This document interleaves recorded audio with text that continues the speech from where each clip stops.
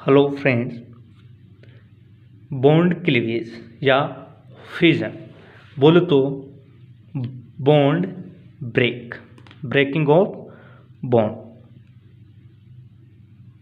Bond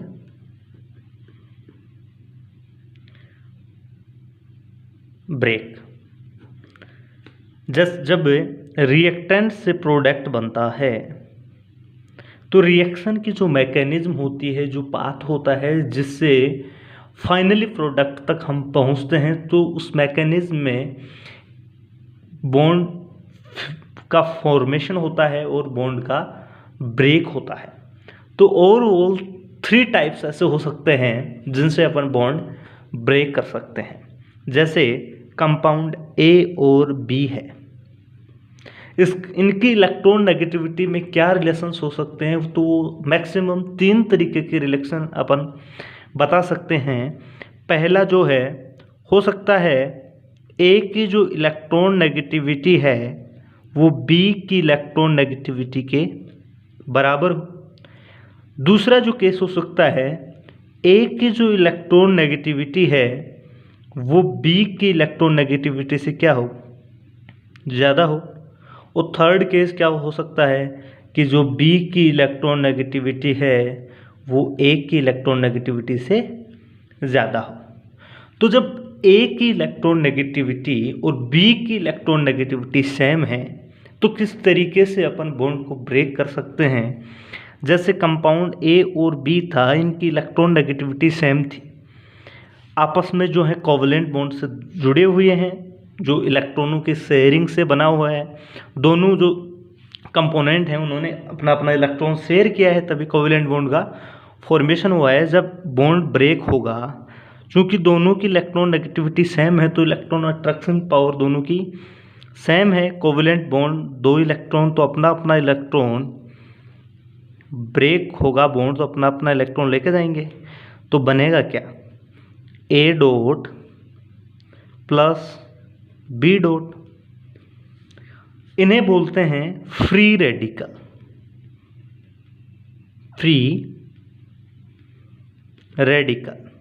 इन्हें बोलते हैं फ्री रेडिकल। ये जो हैं ये न्यूट्रल स्पीसीज हैं। न्यूट्रल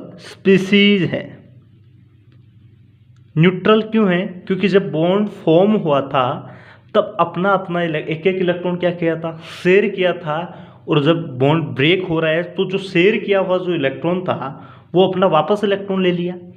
एक्स्ट्रा इलेक्ट्रॉन किसी के पास भी नहीं आए, तो किसी प्रकार का चार्ज यहाँ डेवलप नहीं हुआ।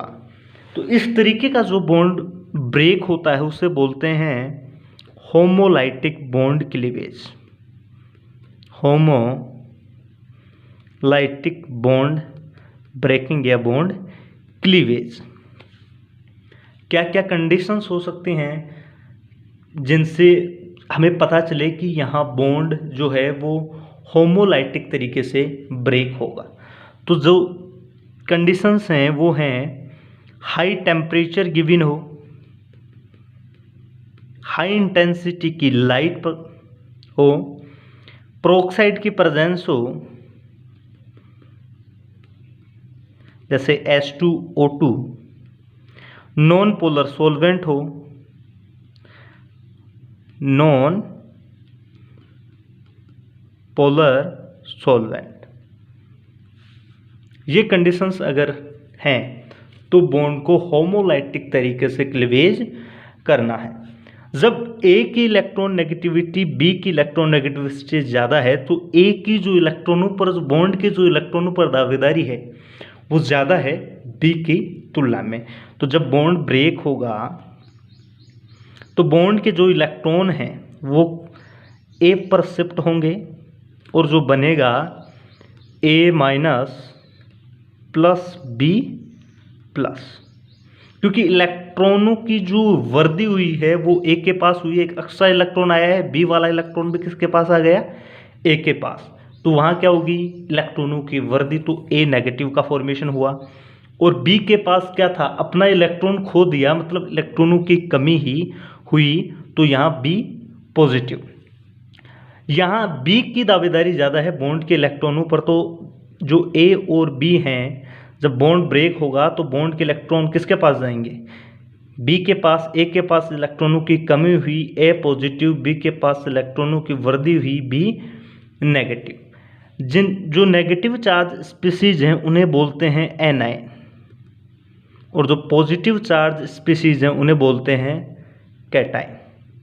इस तरीके का जो बॉन्ड ब्रेक होता है उसे बोलते हैं हेटेरोलाइटिक बॉन्ड क्लीवेज, बॉन्ड ब्रेकिंग या बॉन्ड क्लीवेज।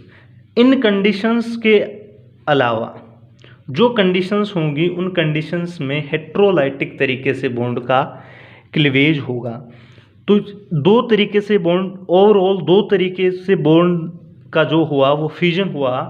पहला homolytic and heterolytic. Homolytic bond cleavage में फ्री रेडिकल का फॉर्मेशन होता है जो न्यूट्रल स्पीसीज हैं, और हेटेरोलाइटिक बॉन्ड क्लीवेज में आयंस का फॉर्मेशन होता है जिन्हें एनाइन और कैटायन बोलते हैं। Thank you.